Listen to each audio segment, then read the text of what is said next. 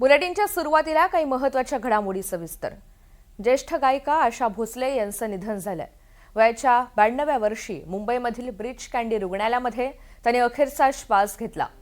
आज दुपारी 4 वाजता दादरच्या शिवाजी पार्क स्मशानभूमीत अंत्यसंस्कार होणार आहेत। लोअर परळ इथल्या त्यांच्या निवासस्थानी सकाळी 10:30 वाजल्यापासून दुपारी 2:30 वाजेपर्यंत त्यांचं अंत्यदर्शन घेता येणार आहे।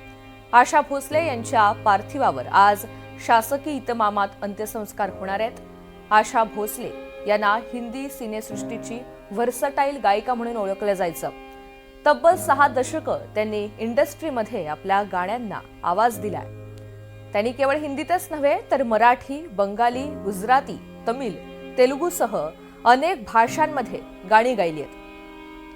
हिंदी सिनेसृष्टीमधील दिग्गज संगीतकार आर.डी. बर्मन, ओ.पी. नय्यर, सचिन देव बर्मन, लक्ष्मीकांत प्यारेलाल यांच्यासोबत त्यांनी अनेक अजरामर गाणी गायली। दम मारो दम आणि ओम शांती ओम यासारखी अनेक सुपरहिट गाणी आशा भोसले यांनी इंडस्ट्रीला दिली आहेत।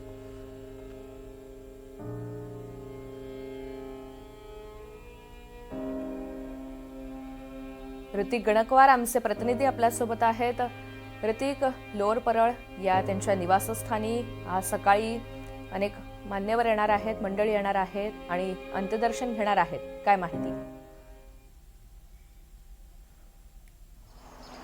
नक्कीच आपण बघतोय की 7 दशकांची साधना, संगीत साधना करून आशाताई यांनी काल 12 वाजता आपण बघतो ब्रीच कँडी रुग्णालयामध्ये अखेरचा श्वास घेतला। आपण सध्या त्यांचं जे राहतं घर आहे लोअर परेळ येथील कासा ग्रँड या ठिकाणी आहोत आणि याच ठिकाणी त्यांचं पार्थिव जे आहे ते ठेवण्यात आलेलं आहे आणि आता 11 वाजता त्यांचे जे चाहते आहेत, फॅन्स आहेत, त्यांना त्यांचं अंत्यदर्शन घेण्यासाठी या ठिकाणी एंट्री मिळणार आहे। खाली आपण बघतोय की काल रात्रीपासूनच दिग्गज मान्यवर या ठिकाणून त्यांचं अंत्यदर्शन घेऊन गेलेलं आहे। तर राज ठाकरे, रामदास आठवले, अमित ठाकरे, आपण जावेद अख्तर असतील, जॅकी श्रॉफ असतील, असे अनेक मान्यवर येऊन आशाताई यांचं दर्शन घेऊन निघालेले आहेत आणि 11 वाजता सर्वसामान्य नागरिकांना या ठिकाणी त्यांचं अंत्यदर्शनासाठी येता येईल। आपण एकंदरीत बघतो की 7 दशकांची त्यांची संगीत साधना आहे, श्रोत्यांची त्यांनी सेवा केलेली आहे।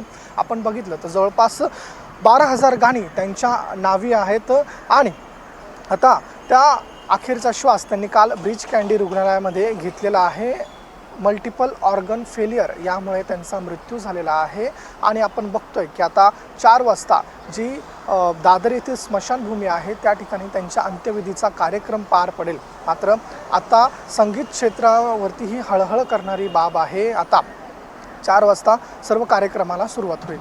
निश्चित माहिती जाणून घेत राहू ऋतिक, धन्यवाद माहितीसाठी।